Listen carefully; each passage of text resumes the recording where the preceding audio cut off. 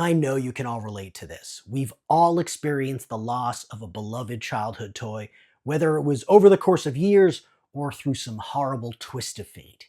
And that's why today I'm sitting down with two fellow toy YouTubers on the rise, Retro Randy and DataWork, to hear their stories of toys sold, toys stolen, and toys unearthed in mom's backyard. So come and reminisce with us on another edition of the toys we loved and lost.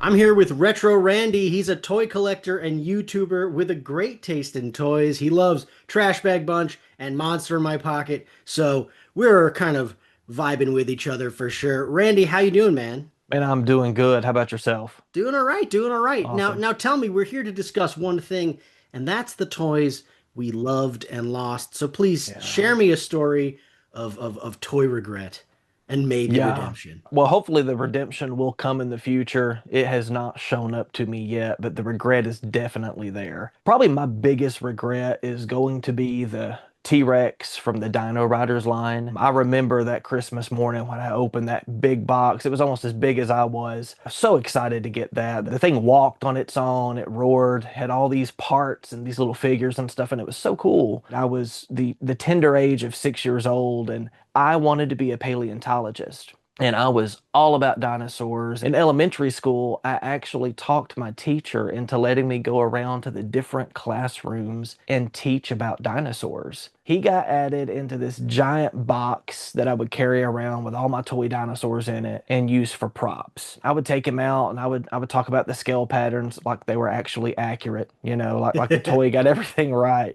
But the day came to where it was time to grow up, and my dad used to go to the flea market, a couple weekends out of the month and set up a table. So I decided that it was time to get rid of some of my older toys, and one of the first things I grabbed was this giant box of dinosaurs and wound up selling the whole box to a guy for something like 20 bucks, Including the Dino Riders T-Rex. including the Dino Riders T-Rex. Yeah. Yeah, man, Yeah, that no is armor, but still that is a rough one because that is a pricey piece nowadays for sure. it's a very pricey piece. The 20 bucks I earned is not going to cover a piece of the armor. No. So trying to get him back is definitely a goal of mine. I've been able to pick up some of the smaller ones I had, but man, that T-Rex, that hits different. I actually was at Toy Depot. Toy Depot's geeking out, and there was a guy selling a complete T-Rex, Mm. and he wanted like a grand. Oh yeah. Yeah, Yeah. so it's Wow. it's it's up there now. That's where it's at. Yeah, Fantastic. dude, Dasher that's of hopes and dreams. all right. I'm here talking with another fellow toy collector, Josh, but you might know him better on social media and YouTube as DataWork. He is yet another collector with awesome eclectic tastes. But today, I'd like him to tell us a story about a toy that he loved and lost. What do you got, Josh?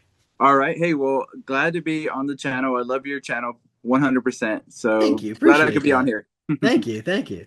All right. So here's what I got. The year was 1985, my first day of school. So this was kindergarten. I went to the store and I picked out some back to school supplies with my mom. And there was one that looked like a toy, it had a card and a bubble. So it's basically a toy robot, but his feature is a pencil sharpener. So that's how I was able to like lure my mom into getting it for me for school.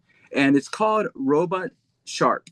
I brought the pencil sharpener to school. The memory that I have is a girl behind me tapping on my shoulder, Hey, asking if she kid, could come borrow here. my Hand me pencil that. sharpener. So, like a gentleman, I let her borrow the pencil sharpener. However, she never gave it back to me. I haven't been able to sharpen my pencil since then, right? But I've always been looking for it, and I've been collecting for maybe 17 years, and I've been looking for the pencil sharpener for most of those years. So I was able to find it in 2020, not in the wild, but on eBay. This is a pencil sharpener. Yeah, here he is. Wow, there he is. I guess it's made in Hong Kong. You pull that back, and then you're able to like sharpen the pencil. And then another cool feature is that he's got his hand a certain way, so you can definitely pop the pencil in there. And that helps because honestly, he just falls forward. But I was definitely glad to be like reunited with this toy here. So like I have a collection throughout the room, but these glass cases kind of hold what's near and dear to me. And It's usually like somewhere close by. We're going to fast forward a few years here into peak 90s when the Power Rangers were all the rage. We're back. We're ready to morph into action. We're the Power Rangers. I got the Ninja Megazord and the Thunder Megazord for Christmas. And it's kind of similar to the T-Rex. I did take it to the flea market. Of course, this was much later in life. I had gotten married around 24, took all of my Power Ranger toys and some other things to the flea market to sell to pay for the honeymoon and the house and things like that. And yeah, I let them go for pennies on the dollar again. And when you look at those prices now, you're looking at a couple $100 for the completed Zord. However, being older now and kind of doing toys for a thing, I have been fortunate enough to be able to get back the Thunder Megazord and the Ninja Megazord with a bonus Falcon Zord. So I don't feel quite as bad for losing that, but I do feel bad when I have to look at the price tag that I paid to replace that piece of my childhood. Unlike that toy, me searching for like a lost or stolen toy, this one is a little bit different, and it rings a chord to what you collect. It's a muscle. Okay, yeah. Sure. I know that one. There's a Kinnikuman Big Body. This toy is extra special to me, and I love muscles. Me And too. we used to play with them as a kid, right? Yeah. We used to play with them as a kid so hard.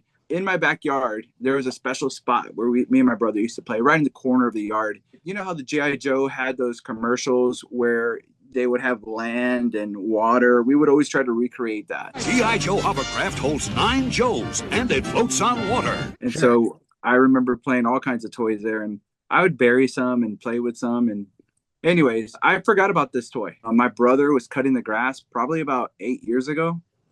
And as he was cutting the grass in that corner of the yard, this one just kind of like surfaced up out of the ground. And he was able to give me my petrified muscle back. Wow, so this isn't just a story of you like buying the thing that you once had. This is a toy resurfacing after how many years? 30 plus? 30 years later, the muscle resurfaced out of the dirt in your mom's backyard. Yeah, he's petrified. He's a little bit harder than most muscles now. He's got a little bit of a lighter skin where he probably was getting some suntans. His back's nice and peachy, I guess. Oh, wow, that's awesome. That's great. Yeah. So, dude, good story. Out of all these toys, I think I only have 2 toys that are mine from when I was a kid, and it's this guy. He's one of them. So there's not many. Now that's what I love to hear. A happy ending involving muscle men. I want to give a very special thanks to my guests Randy and Josh for coming on the show. And if you enjoyed that, you'll be delighted to hear that I'll be back with more toy collectors sharing their tales of lost toys pretty soon. So be sure to like, subscribe, hit the little bell doodad. I hear there's some kind of hype button nowadays. If you can click that, that'll be very helpful. And leave a comment below so we can talk one-on-one about Battle Beasts and McDonald's changeables and food fighters and every single muscle.